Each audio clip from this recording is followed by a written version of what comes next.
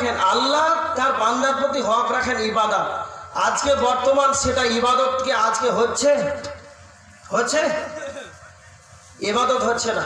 তার মানে এই মাইক্রোফোনকে তৈরি করা হয়েছে, এর কি কাজ? এখানে কথা বলবো 2-3 কিলোমিটার আওয়াজকে ছড়িয়ে দেবে, তাই না? হ্যাঁ, আওয়াজকে ছড়িয়ে দিবে। আর যখন এই আওয়াজ দিবে না, খারাপ হয়ে যাবে, তখন এর অবস্থা কি হবে? ডাস্টবিনে, হ্যাঁ, এই স্টেজে থাকবে, সম্মানের সাথে থাকবে না, ডাস্টবিনে ফেলা হবে। কোনো কাজেরই তো না। যে কাজের জন্য বানানো হয়েছে সেই কাজ হচ্ছে না, তাকে আর সম্মান করবে? একটা কলম ওকে নেওয়া হয়েছে লিখার জন্য, সে যতদিন লিখা দিবে, কালি উঠবে, ততদিন কোথায় থাকবে? পকেটে, টেবিলের ডয়ারে, কলমদারিতে, ভালো ভালো জায়গাতে থাকবে। আর যখন বল পড়ে গেল, লিখা কালি শেষ, তখন তার স্থান কোথায়? ডাস্টবিনে। তো যেই জাতিকে সৃষ্টি করা হয়েছে যে উদ্দেশ্যে, আদম সন্তানকে ইবাদতের জন্য, সেই কাজের জন্য, সেই কাজ হচ্ছে না, তো তার স্থান কোথায় হবে? জান্নাতে। হ্যাঁ, জান্নাতে। নিজে উত্তর দেন। এবার দেখেন এদের মার খাওয়ার আর একটা কারণ দেখেন, এরা মার কেন খাচ্ছে? ছোট্ট করে একটা উদাহরণ, যারা 24 বছরের মানুষ, যারা যুবক হয়ে যায়, এদের বিয়ের দরকার আছে না নাই? হ্যাঁ, আছে। তো বিয়ের দরকার আছে বলে একটা মেয়ে রাস্তা দিয়ে যাচ্ছে, এটাকে ঝাঁপ দিয়ে ধরে নিল, তো এটা বিয়ে হবে না লাভ খাবে? তো বিয়ে করতে হলে মেয়ের মালিকটাকে বলতে হবে না, হবে না? তাতে একজন গার্জেন আছে, অভিভাবক আছে না নাই? তো মেয়ের বাপটাকে বলতে হয় যে আপনার মেয়েকে আমি বিয়ে করব, তাহলে না তার জন্য মুরগা হবে? আজ যদি ঝাঁপ দিয়ে ধরে নে, 24 বছর হয়ে গেছে, ধরে নি, তাহলে তার বাবা পিটাবে, তার ভাইও পিটাবে, মুরগা তো দূরের কথা। শুধু প্রসেসটি গোলমাল হলে লাভ চলবে। তার মানে একটা মহিলাকে বিয়ে করতে হলে একটা মালিককে ধরতে হয়, মালিককে ধরো, তারপরে মহিলাটাকে বিয়ে করো, প্রসেসটা তুমি গ্রহণ করো, মানো। তার মানে একটা মহিলাকে যদি বিয়ে করতে হয়, সেই মহিলার গার্জেনকে বলতে হবে, তার গার্জেন যদি রাজি থাকে তাহলে তাকে জামাই করবে, মুরগা ভাত খাওয়াবে, তার মালিক তাকে কিছু বলবে না। মুসলমান, আল্লাহর গোলাম, কথা মনে রাখেন, আল্লাহর জমিনে আমি আপনি, আল্লাহর দস্তরখানে আমি আপনি সবজি আর ধান, চাল, আলু, গম আল্লাহর দস্তরখানে আমরা উৎপাদন করে আমরা যেন নিজে ভক্ষণ করেছি, আর আল্লাহর জমিনে যেন আমরা বসবাস করছি, আল্লাহর অক্সিজেন আমরা সেকেন্ডে সেকেন্ডে গ্রহণ করছি। তার মানে যার জমিনে থেকে যার অক্সিজেন গ্রহণ করে, যার খাই, সেই মালিককে আমরা ছেড়ে দিয়েছি। এই মালিককে ছেড়ে দেওয়ার কারণে আজকে আমাদের উপরে লাভ চলছে, কথা বলেন ঠিক কিনা? যেই মালিকের জমিনে, যেই মালিকের অক্সিজেন গ্রহণ করে, সেই মালিকের ইবাদত নাই। এই মালিককে ছেড়ে দেওয়ার কারণে আমাদের উপরে জুলুম, অত্যাচার, নিপীড়ন চলছে। এটা কারো দোষ নাই, কাউকে দেবেন না, এটা স্বয়ং আমাদেরই মুসলমানদের এটাই তাদের নিজেদের দোষ। এরা ইবাদতটাকে বাদ দিয়ে দিয়েছে, এরা তার রবকে ছেড়ে দিয়েছে, এরা রবের ইবাদত করে না। আল্লাহর নবী বলেছেন, মুআদ বিন জাবালকে বিয়াশির কালিমাতে, আল্লাহর নবী মুআদ বিন জাবালকে 10টা ওসিয়ত করেছিলেন, তার ভিতরে একটা হলো মাজরে ওয়া ইয়াকা ওয়াল মাসিয়া ফাইন্না বিল মাসিয়াতি হাল্লা সাকাতুল্লাহ। মাজরে, কখনো পাপের কাছে যাবে না, কখনো গুনাহের কাজ করবে না, কখনো গুনাহ করবে না। কেন কেন কেন? ফাইন্না বিল মাসিয়াতি হাল্লা সাকাতুল্লাহ। মাজরে, যখন তুমি গুনাহ করবে, যখন পাপ করবে, এই গুনাহের কারণে, এই পাপের কারণে স্বয়ং আল্লাহ রাগান্বিত হয়। আল্লাহ সুবহানাহু ওয়া তাআলা রাগ করেন। যখনই তোমার পাপ বেশি হয়ে যাবে, তখন আল্লাহ রাগান্বিত হয়। যখন আল্লাহ রেগে যাবে, তখন পৃথিবীতে আল্লাহর গজব নাজিল হবে, পৃথিবীতে আল্লাহর রহমত নাজিল হবে না। আল্লাহ সুবহানাহু ওয়া তাআলা অন্যত্র সূরা শুরুর 41 নম্বর আয়াতের ভিতরে আল্লাহ বলেছেন, যাহারাল ফাসাদু ফিল বাররি ওয়াল বাহরি বিমা কাসাবাত আইদিন নাস। আল্লাহ বলেছেন, জমিনে, স্থলে, চলে ওই স্থলে যতগুলো বিপর্যয় এসেছে, বিমা কাসাবাত আইদিন নাস, এগুলো হলো তোমাদের হাতেই কামাই করার ফল। পৃথিবীতে যতগুলো বিপর্যয় এসেছে, মুসলমানদের প্রতি অত্যাচার, মুসলমানদেরকে মার কাট পিস্তল চলছে, এটা একটা মুসলমানদের প্রতি এটা অত্যাচার চলছে। এটা আল্লাহর রহমত নয়, এটা হলো আল্লাহর গজব। এটা আল্লাহর রহমত নয়, এটা হলো আল্লাহর গজব। কেন হচ্ছে? বিমা কাসাবাত আইদিন নাস। আল্লাহ বলেছেন এগুলো তোমাদের হাতে কামাই করার ফল। তোমরা যা পৃথিবীতে যা কাজ করেছো, আল্লাহ তাআলা তোমাদেরকে তা কাজের বদলা দিয়েছে। মুসলমান, কখন তুমি বুঝতে পারবে আল্লাহ রাগান্বিত হয়েছে? যখন চারটা জিনিস তোমরা দেখতে পাবে, তখন বুঝতে পারবে আল্লাহ তার গজব পৃথিবীতে চলে আসে। আল্লাহর গজব নাজিল হয়েছে পৃথিবীতে।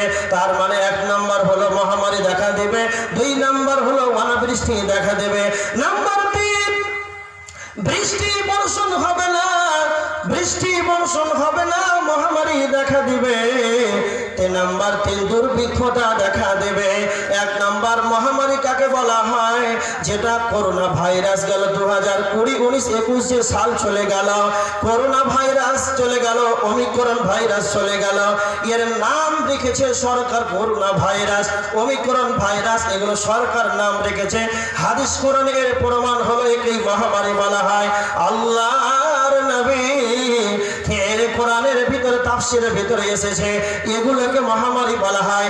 মহামারী কাকে বলা হয়? গ্রামকে গ্রাম মানুষ ধ্বংস হয়ে যাবে, এমন একটা অসুখ হবে, গ্রামকে গ্রাম মানুষ ধূলিসাৎ হয়ে শও মানুষ মারা যাবে, এলাকাকে এলাকা ধ্বংস হয়ে যাবে। এটা আল্লাহর গজব। নাম্বার 2 অনাবৃষ্টি হবে, আল্লাহর রহমতের বৃষ্টি বর্ষণ হবে না। আল্লাহ তাআলা আসমান থেকে রহমতের বৃষ্টি নাজিল করবেন না। তার মানে যখনই অনাবৃষ্টি হবে, কিছুদিন আগে যেমন পাটের গাছগুলো শুকিয়ে মারা গেল, অনাবৃষ্টি হলো, বৃষ্টি হলো না। তার মানে আল্লাহর রহমতের বৃষ্টির ফসল যা হবে, আল্লাহর রহমতের বৃষ্টিতে যা ফসল হবে, মালিক যদি জমির মালিক যদি সেচ করে মেশিনে যদি পানি দেয়, সেই ফসল তার মতন হবে না। তার মানে যখন অনাবৃষ্টি হবে, তখন ফসল ফলন কমে যাবে, আর দুর্ভিক্ষতা দেখা দেবে, মানুষ তা খেতেও পাবে না। তার মানে দুর্ভিক্ষতা কাকে বলা হয়? সোশ্যাল মিডিয়াতে কিছুদিন আগে আপনারা দেখেছেন কি তা আমার জানা নাই, শ্রীলঙ্কা এমন একটি দেশ, শ্রীলঙ্কার মাটিতে মানুষ না খেয়ে মারা গেল। শ্রীলঙ্কার মাটিতে মানুষ মুখে খাবার পেল না, মানুষ না খেয়ে অনাহারে পেটের যন্ত্রণায় যেন মানুষ মারা গেল। একেই যেন দুর্ভিক্ষ বলা হয়। এগুলো আল্লাহর গজব। যখনই ভূমিধস হবে, ঘন ঘন ভূমিকম্প হবে, এগুলো আল্লাহর গজব। একেই বলা হয় জহরাল ফাসাদ ফিল বাররি ওয়াল বাহার। স্থলে জলে স্থলে যতগুলো বিপর্যয় এসেছে, এগুলো তোমাদের হাতে কামাই করার ফল। আল্লাহ এগুলো দিলেন কেন? মহামারী দিবেন কেন? অনাবৃষ্টি দিবেন কেন? এগুলো দিবেন কেন? দুর্ভিক্ষ দিবেন কেন? আল্লাহ বলেছেন তোমাদের কৃত কর্মের কারণে আমি আল্লাহ শাস্তি দিতে চাই, লাআল্লাহুম ইয়ারজিউন, যাতে তোমরা ফিরে আসো। যে আমাদের ইবাদতকে আমার আল্লাহ ইবাদতের জন্য পাঠিয়েছে, আমাদের ইবাদত কম হয়ে যাচ্ছে, আমাদের গুনাহের কাজ বেশি হয়ে যাচ্ছে। এই গুনাহ করার কারণে আল্লাহর গজব পৃথিবীতে এসেছে। আল্লাহ বলেছেন আমি এগুলো দিলাম মানে পৃথিবীটাকে আমি আল্লাহ একবার রেস্টার মারলাম, লাআল্লাহুম ইয়ারজিউন, তোমরা ফিরে এসো, তোমাদেরকে ফিরে আসার জন্য আমি আল্লাহ তোমাদেরকে এই গজব দিয়েছি। এই মহামারী ওমিক্রন ভাইরাস, করোনা ভাইরাস, এগুলো দিলেন কেন? এগুলো সামান্য আল্লাহ পৃথিবীটাকে একটা রেস্টার মেরেছে। কেমন রেস্টার? মোবাইল যারা ব্যবহার করেন তাহলে তারা বেশি বুঝতে পারবেন। মোবাইলে রেস্টার মারে যখন অনেক কিছু অ্যাপস ডাউনলোড করার পর মোবাইলটা হ্যাং করে না তখন রেস্টার মারা হয়, তখন মোবাইলটা একটু ভালো হয় না? তো দুনিয়াতে আল্লাহ সুবহানাহু ওয়া তাআলা একবার রেস্টার মেরেছেন। করোনা ভাইরাস, ওমিক্রন ভাইরাস, এটা একটা রেস্টার দুনিয়াটা পরিবর্তন করার জন্য। দেখো তোমাদের ভুল হয়েছে, তোমরা যা খারাপ পাপের বা কাজ বেশি করেছো, এই কারণে একবার রেস্টার মেরেছেন দুনিয়াটাকে। শুধু আল্লাহ ইশারা করেছেন যে দেখো তোমাদের এই কৃত কর্মের কারণে আমি আল্লাহ এটা দিলাম। কেন? লাআল্লাহুম ইয়ারজিউন, যাতে তারা যেন ফিরে আসে। এই জন্য ফিরে আসার জন্যই আল্লাহ সুবহানাহু ওয়া তাআলা এগুলো আমাদেরকে দিয়ে থাকেন মাঝে মধ্যে। এগুলো বিপদ আপদ দেন আমাদেরকে বুঝাবার জন্য। কিন্তু এত কিছু হওয়ার পর আজকে আমাদের বোধ শক্তি নাই যে আমরা সেটা উপলব্ধি করতে পারি। এবার দেখেন এই উম্মতে মুহাম্মাদি এদের অবস্থা বলতে কি আরেকটা কথা আপনাকে বলছি। দেখেন আমাদের ধর্মের নাম কি বলেন তো? ইসলাম আমাদের ধর্ম। তা ইসলাম শব্দের অর্থ কি জানেন? জানা আছে? ইসলাম শব্দের অর্থ হচ্ছে শান্তি। এটা হচ্ছে শব্দের অর্থ। কিন্তু যেখানে ইসলাম আছে, মুসলমান আছে, মুসলিম আছে, যেই গ্রামে, যেই পাড়ায়, যে মহল্লায়, যে এলাকায় শান্তি আছে? শান্তি আছে? কথা বলেন। শান্তি নেই। কেন? ইসলাম মানে শান্তি, এটা ঠিক আছে, কিন্তু আরেকজন মুফাসসির আরেকটা তর্জমা করেছেন যে ইসলাম মানে হচ্ছে জানা। ইসলাম মানে জানা। যদি কারো ইসলামকে আপনি যদি না জানেন তাহলে আপনি পূর্ণাঙ্গ মানতে পারবেন? পারবেন? পারবেন না। তার মানে ফরজ গোসলে 3টা ফরজ, এটা যদি সে না জানে তাহলে সে সারা জীবন নাপাকি থাকলো। সে যদি না জানে তাহলে পবিত্র হতে পারবেন? তো ইসলাম মানে হচ্ছে জানা। তো যদি কালে আপনি জানেন তাহলে আপনি পূর্ণাঙ্গ মানেন, তবেই না শান্তি পাবেন। হ্যাঁ, এই জন্য আজকে আমরা শান্তি পাচ্ছি না, ইসলামটাকে আমরা জানি না। আমেরিকার এক অ্যাডভোকেট, উকিল, খ্রিস্টান মুসলিম হয়েছে, আর মুসলিম হওয়ার পর কলকাতায় এসেছে জমাতে। আপনাদের এলাকায় আসে কি আসে না? জমাতে মসজিদে তাবলীগ করতে এসেছিল কলকাতায়। কলকাতার গ্রামে, সেই এলাকাতে এসে গ্রামে ঘুরছে। গ্রামে ঘুরতে ঘুরতে দেখছে মুসলিমদের ছেলেরা দিনের বেলাতে, সেই মাসটা ছিল রমজান মাস, চা খাচ্ছে, বিড়ি খাচ্ছে, সিগারেট খাচ্ছে, পাবজি খেলছে, এই লুডো খেলছে, ক্যারাম বোর্ড খেলছে মুসলমানদের ছেলে। একজন অমুসলিম দেখে অবাক, এই কাণ্ড কি? যে মুসলমানের গ্রামে এরা চা খাচ্ছে দিনের বেলাতে, এরা লুডো খেলছে, টিভি দেখছে, মানেটা কি? তো নতুন মুসলমান হয়েছে, তার মাথায় দ্বিধাদ্বন্দ্ব হয়ে গেল যে মনে হয় যে ওরা পুরাতন মুসলমান, ওদের জন্য মনে হয় জায়েজ। হ্যাঁ, এটা তার মনে ঢুকে গেল। আর সে বলছে মনে হয় আমি নতুন, এই জন্য আমার জন্য মনে হয় সে চলবে না, আমাকে করতে হবে সালাত। মসজিদে সে মনটা খারাপ করে বসে আছে। একজন আলেম জিজ্ঞেস করছেন যে আপনার অবস্থা কেন? বলছেন ভাই, আমি দেখলাম যে মুসলমানদের ছেলেরা দিনের বেলাতে চা খাচ্ছে, লুডো খেলছে, তো আমার প্রশ্ন হচ্ছে যে তারা পুরাতন মুসলমান, এই জন্য তাদের জন্য জায়েজ, তারা করবে, আর আমি সালাত আদায় করে নতুন চাই। তখন একজন আলিম দিনদার ব্যক্তি, হাজারো তো জ্ঞানী মানুষ উত্তর দিচ্ছেন। উত্তর দিয়ে বলছেন যে তারা হচ্ছে বাই চান্স মুসলমান, আর আপনি হলেন বাই চয়েস মুসলমান। বাই চান্স আর বাই চয়েস এর মানেটা কি? আপনি ছিলেন অন্য ধর্মের লোক, আর ইসলামটাকে জেনে জেনে জেনে এতটাই জেনেছেন যে চয়েস করে অন্য ধর্ম ছেড়ে মুসলমান হয়েছেন। মানে আপনি চয়েস করে মুসলমান হয়েছেন। আর ওরা হলো বাই চান্স মুসলমান। ওর আব্বা ছিল মুসলমান, ওর দাদা মুসলমান, ওর জন্য এরা মুসলমান বাই চান্স হয়ে গিয়েছে। এরা বাই চান্স হয়ে গিয়েছে। তার মানে বাই চয়েস আর বাই চান্স। ঘটনাটি কেন আনলাম? যে সে ইসলামটাকে এতটাই জেনেছে, ইসলামকে জানার কারণে সে মুসলমান হয়েছে। তার মানে ইসলামকে না জানা থাকলে যা হয়, এই জন্য আমাদের সমাজের ভিতরে শান্তি নাই, যে ইসলামকে আমরা টোটালি জানতে পারি না, কিছুই জানি না। শুধু নামাজ পড়ছি, নামাজের যে কি নিয়ম নীতি, সল্লু কামা রাআইতুমুনি উসাল্লি, আল্লাহ নবী যেভাবে সালাত আদায় করেছেন সেইভাবে যে সালাত আদায় করতে হবে, সেই জ্ঞান তো আমাদের নাই। অনেকেই সালাত আদায় করছেন কিন্তু প্রথম থেকেই দোয়া শেষ পর্যন্ত বলতে পারবে না। এই জন্য আমাদের জানাটা উচিত। আল্লাহ যেন আমাদেরকে সকলকে জানার তৌফিক দান করেন, আল্লাহুম্মা আমিন। যারা এখন পর্যন্ত বেনামাজি হয়ে আছে, আল্লাহ তাদেরকে 5 ওয়াক্ত নামাজ পড়ার তৌফিক দান করেন, আল্লাহুম্মা আমিন। শেষ দিকে আপনাদের সম্মুখে আমি একটা গজল পরিবেশন করব, আর সবাই আমার সঙ্গে একটু মোলাকাত করে যাবেন, সবাই যে যেখানে আছে। শুধু আপনাদের কাছে যার কাছে 5 টাকা আছে, 10 টাকা আছে, 100 টাকা আছে, আমি দাবি করছি না দিতেই হবে, নাও যদি থাকে তাহলে মুসাফা করে যাবেন। উঠেন, যাদের কাছে যা আছে একটু হাতে দিয়ে যাবেন, মুসাফা করে যাবেন। উঠতে শুরু করেন, দিয়ে চলে যান, শেষ করে দেবো। যার কাছে যা আছে আমাকে একটু দিয়ে যান, মুসাফা করে যান। যার কাছে নাই সেও আসেন।